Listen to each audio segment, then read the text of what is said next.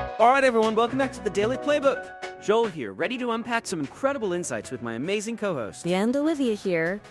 Joel, I'm genuinely excited for this one. We've all seen those overnight success stories, right? But what truly happens behind the scenes? What are the consistent, often mundane things that build that kind of momentum? Exactly.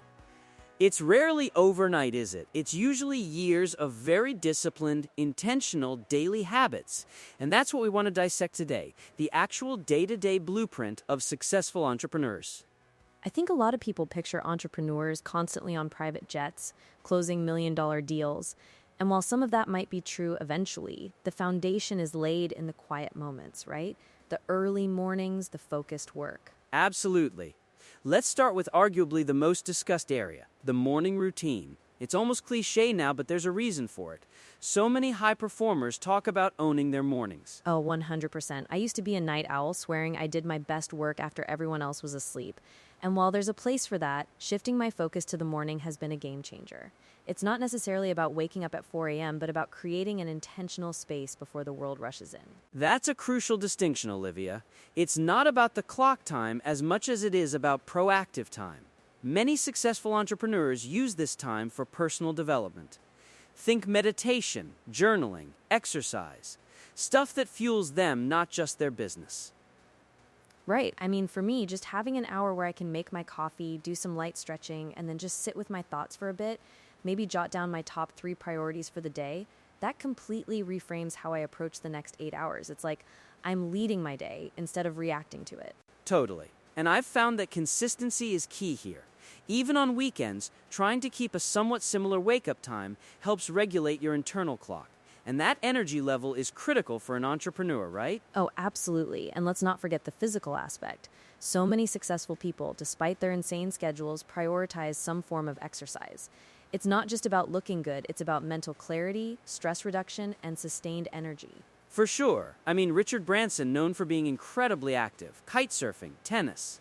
Sarah Blakely, founder of Spanx, starts her day with exercise.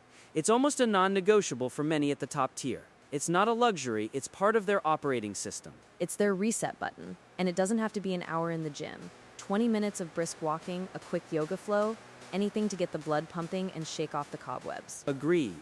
So once the morning routine is set, how do they structure their actual workday? Because let's be honest, as entrepreneurs, we're bombarded with emails, Slack messages, client requests. It can feel like a constant game of whack-a-mole. Ugh, tell me about it. It's a skill, truly, to carve out focused time. I've read about a lot of entrepreneurs who use time blocking, like dedicating the first 2 hours of their workday to their absolute highest leverage task undisturbed. That's deep work, right? Cal Newport's concept. And it's revolutionary. Turning off notifications, closing all irrelevant tabs, putting the phone in another room.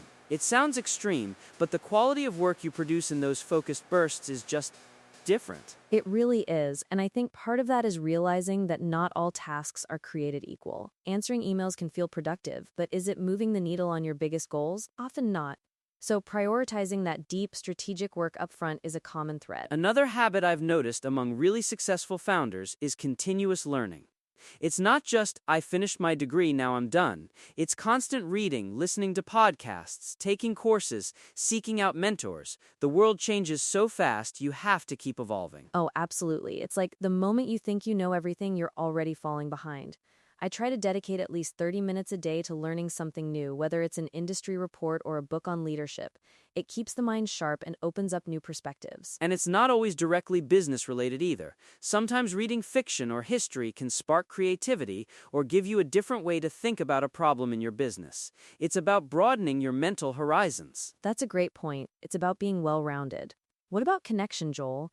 I find that even as introverted as some entrepreneurs can be, they often have a strong network they regularly engage with. Totally. Networking, or what I prefer to call relationship building, is critical. It's not just about what you can get, it's about giving value, learning from peers, and finding collaborators. A quick check-in call with a mentor or a coffee chat with an industry friend can be incredibly valuable. Exactly. And it's not about being on all the time. Sometimes it's just reaching out to say, hey, I saw this article and thought of you. Those small, consistent acts of connection build trust and a powerful support system. which leads us to taking breaks. This might sound counterintuitive for entrepreneurs who are often told to hustle harder, but burnout is a real thing, and it's incredibly counterproductive. Oh my gosh, yes. I used to power through, thinking more hours equals more success, but I just ended up staring blankly at my screen, making mistakes, and feeling completely drained. Now, even a 15-minute walk outside or just stepping away from my desk to make tea makes a huge difference. It's like the Pomodoro technique, right? Focused sprints followed by short breaks. Our brains aren't designed for continuous high-intensity output for 8 hours straight. They need a chance to recharge and consolidate information. And those micro breaks can actually lead to breakthroughs. You step away from a problem, and suddenly the solution pops into your head because your subconscious has been working on it in the background. Totally. So we've talked about mornings and the core workday. Let's shift to the winding down phase, the evening routine. This is often overlooked, but it's just as vital for setting up the next day for success. This is where I used to fall apart. I'd just work until I collapsed, then wake up feeling scrambled. Now I try to have a hard stop time. Even if I haven't finished everything, I tell myself that's enough for today. That self-compassion is huge, Olivia. And then, what do you do with that time after the hard stop? Many successful people do a quick review of the day. What went well? What could be improved? Not to beat themselves up, but for learning. Yes, a quick gratitude practice is amazing there too. Just jotting down 3 things you're grateful for, big or small. It shifts your mindset from what you didn't get done to what you did accomplish or experience. And then, prepping for tomorrow. Ah, the prepping for tomorrow habit. It's so simple, but it's a superpower. Laying out clothes, making sure the coffee maker is ready, quickly reviewing the top priorities for the next day.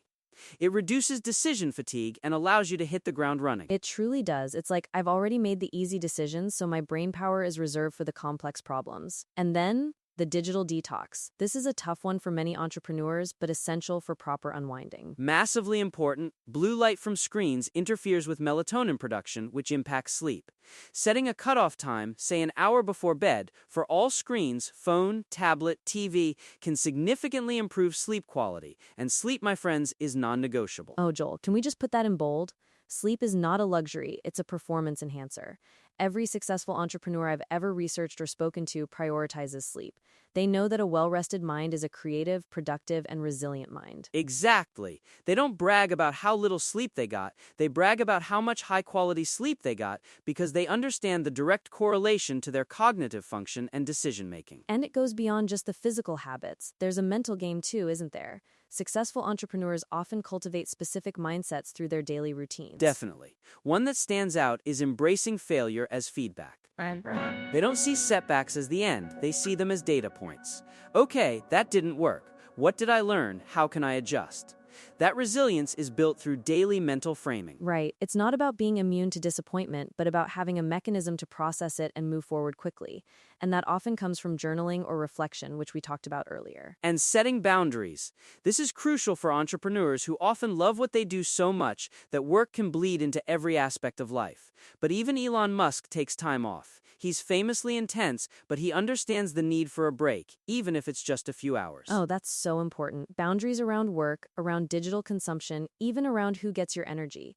It's about protecting your most valuable assets, your time and your mental well-being. So if we were to sum it all up, Olivia, what are the top 3 takeaways for someone listening who wants to adopt these habits? Okay, number 1, start small and be consistent. Don't try to overhaul everything at once. Pick one habit, maybe it's a 15-minute morning routine or a digital detox before bed, and stick with it for 30 days. Consistency builds momentum. Love that. My second would be prioritize proactively, not reactively. Identify your highest leverage tasks and tackle them when your energy and focus are highest. Protect that deep work time fiercely. Okay, and my third, which I think underpins everything, is protect your well-being. That means adequate sleep, nourishing your body, taking intentional breaks, and managing stress. You can't pour from an empty cup, especially as an entrepreneur. Couldn't agree more, Olivia. It's not about being perfect. It's about making small, consistent, intentional choices that compound over time into massive success. It's your daily playbook, after all. Exactly. So start crafting yours today. Thank you so much for joining us on the Daily Playbook. We hope this inspires you to build some powerful habits. We'll catch you next time. Keep building, keep learning, and keep thriving.